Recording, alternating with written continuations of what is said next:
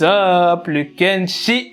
Back to the new video, on est là pour 9 habitudes qu'on fait pratiquement tout le temps et qu'il ne faut pas faire parce que ça tue vos appareils. Quand je dis vos appareils, c'est vos téléphones, vos ordinateurs portables et je vais te dire ça dans cette vidéo. Donc 9 habitudes, c'est parti, let's go. Si tu veux plus de vidéos comme ça, tu mets ton pouce bleu et tu me dis ce que tu en penses dans les commentaires. Bref, c'est parti.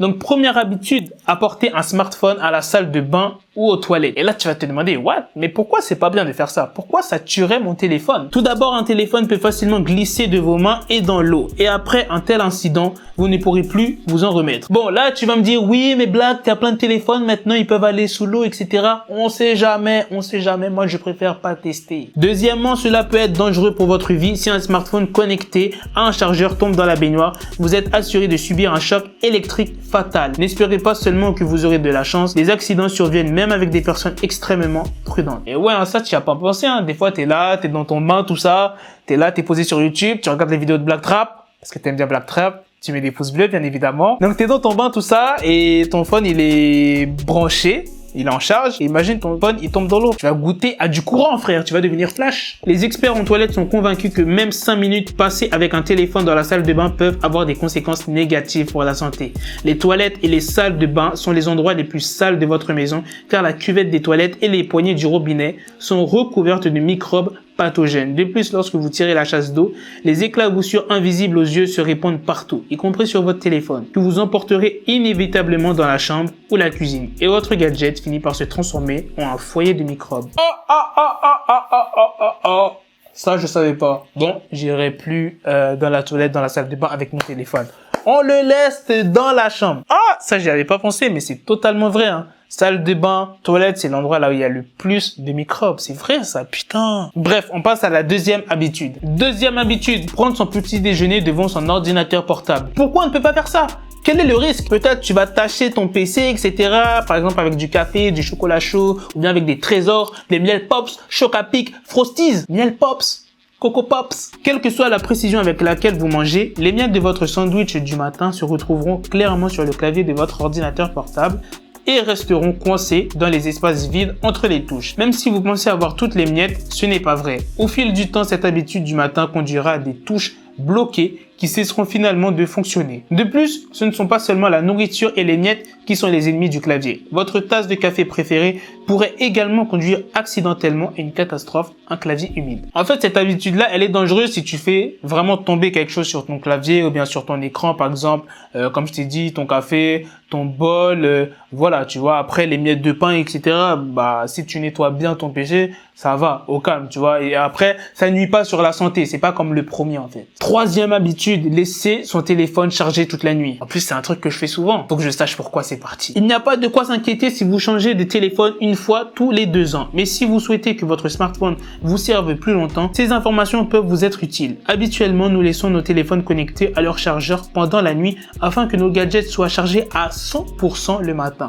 Cela n'a rien de dangereux car Edo Campos, représentant du fabricant de batteries Anker, assure qu'il n'y a pas besoin de s'inquiéter de la surcharge car les appareils modernes mettront fin à la charge correctement à la tension appropriée. Cependant, la mauvaise nouvelle est que nos gadgets se maintiennent à 100% tout au long de la nuit pour tenter de compenser une légère décharge et cela commence à diminuer la capacité de la batterie avec le temps. De plus, les batteries lithium-ion ne requièrent pas une charge complète car une tension élevée les use. Et c'est vraiment véridique parce qu'à l'ancienne, j'avais un autre téléphone, tu vois, avant d'aller en cours, tu connais la nuit, tu mets ton téléphone en charge comme ça dès le matin, ton phone est chargé, tu prends le bus, le train, c'est bien, tu vois, ton phone est chargé sûr. Voilà, mon téléphone ne tenait plus longtemps comme avant. Après, tu vas me dire, c'est normal, un téléphone n'a pas une durée de vie de ouf. Ouais, je le faisais vraiment tous les soirs, je laissais mon phone en charge et au bout d'un moment, il arrivait plus à charger à 100%. Genre, il chargeait genre 70, 80, après ça a été 50%. Ça use la batterie, faut faire gaffe à vos téléphones les gars. Surtout si t'as les derniers iPhone. Quatrième, décharger complètement la batterie. Ça, des fois c'est pas notre faute. Si on utilise trop notre téléphone pendant la journée et qu'on n'a pas de chargeur sur nous, bah...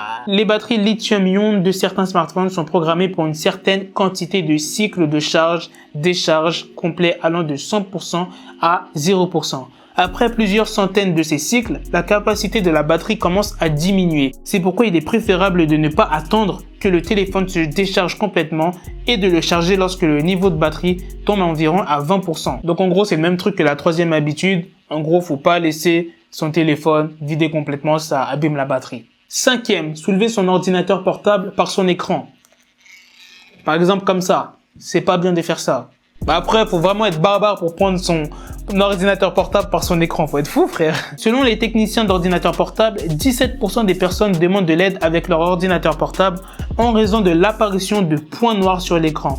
En règle générale, ces points noirs apparaissent aux endroits où il est très pratique de tenir l'ordinateur portable par son écran. En raison de la pression constante exercée par cette méthode, sa matrice est endommagée et sa réparation n'est pas chère. Bon, j'ai pas trop compris leur charabia, mais en tout cas, faut pas faire ce truc-là. Et bon, de toute façon, c'est un truc que je fais jamais, donc au calme. Sixièmement, laissez vos appareils dans votre voiture. Attends, what? J'ai pas de voiture. Bon, ça va, je me sens pas concerné. Il ne s'agit pas uniquement de sécurité, mais également du fait que le refroidissement excessif ou la surchauffe nuit à la technologie. La chaleur affecte particulièrement le processeur. De plus, si le niveau d'humidité est élevé, de la condensation peut apparaître à l'intérieur du gadget.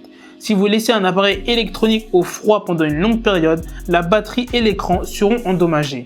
C'est pourquoi il est préférable de ne pas laisser votre gadget dans la voiture en été ou en hiver. Si vous n'avez pas le choix, laissez-le se réchauffer ou refroidir à une température normale avant de commencer à l'utiliser. Pas de panique, je te vois venir en disant « Mais oui, mais Black, comment on fait? Ça veut dire qu'on peut pas utiliser notre appareil dans notre voiture ?» Si t'as le droit, mais c'est genre vraiment le laisser genre par exemple une nuit ou une après-midi dedans, tu vois, faut pas faire ça, que ce soit tablette, ordinateur portable ou téléphone. Septième habitude, nettoyer nos appareils avec des produits chimiques ou des produits ménagers. Bon, personnellement, je n'ai jamais fait ça. Je sais pas qui fait ça. Même les produits chimiques ménagers dits universels peuvent contenir des éléments dangereux pour vos gadgets. Par exemple, il est interdit de nettoyer les ordinateurs portables, ordinateurs de bureau, tablettes et smartphones à l'aide de détergents pour vitres et vitrées. Ils contiennent de l'ammoniac et d'autres substances qui endommagent les revêtements antistatiques et anti-reflets qui se trouvent sur les écrans. Au fil du temps, ces composés chimiques sont à l'origine de l'apparition de fissures, de jaunissements et d'opacité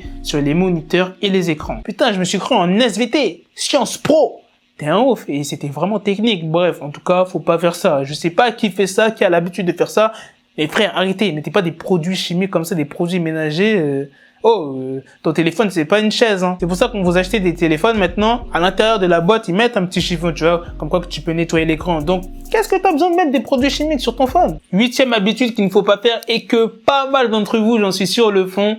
Prendre son ordinateur portable dans son lit. Tu vois, pas mal de gens le font pour regarder des séries ou regarder des vidéos YouTube. Donc, c'est important de savoir pourquoi il faut pas faire ça. Nous n'utilisons pratiquement jamais de support spécial pour ordinateur portable lorsque nous portons l'ordinateur portable au lit pour regarder notre série télévisée préférée. Souvent, nous plaçons simplement le gadget sur nos genoux, ce qui peut être très préjudiciable car il est interdit de fermer les aérateurs d'air d'un ordinateur portable. Il est nécessaire de leur fournir un accès direct à l'air, sinon vos gadgets peuvent surchauffer et cesser de fonctionner. Oh, ça va, ça abîme juste ton ordinateur portable. Je pensais que ça nuisait à la santé, tu vois. Encore, ça va, tu vois. Du moment que ça nuit pas à la santé et que c'est l'ordinateur qui prend, franchement, je préfère ça, en fait. Et neuvième habitude, utiliser un chargeur adapté à son portable ou bien ordinateur portable. Enfin bref, tous les gadgets confondus. Combien de fois avez-vous branché votre appareil en utilisant le chargeur de votre ami afin de le ramener rapidement à la vie? Ce n'est pas parce que le chargeur est adapté à votre téléphone qu'il est compatible. Cela peut en fait être une procédure nuisible et dangereuse. En effet, notre téléphone contient une puce spéciale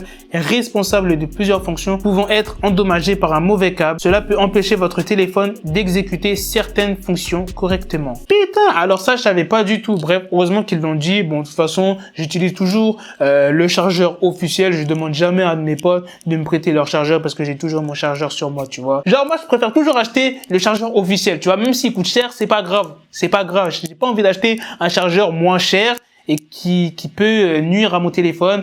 Le niquer. Dites-moi les Kenchi si vous avez kiffé cette vidéo, si vous voulez plus de vidéos comme ça, conseils sur certaines choses, enfin bref, des bons tops comme ça, bref, tu me dis ça dans les commentaires et je t'en ferai d'autres. Bref, à la prochaine. Dites-moi dans les commentaires si vous avez souvent l'habitude de faire parmi une de ces habitudes-là. Et voilà, maintenant j'espère que je vous ai appris des trucs et que vous allez éviter de faire certaines choses comme par exemple laisser son phone chargé toute la nuit, voilà des trucs comme ça par exemple. Bref, à la prochaine les Kenchi. Peace.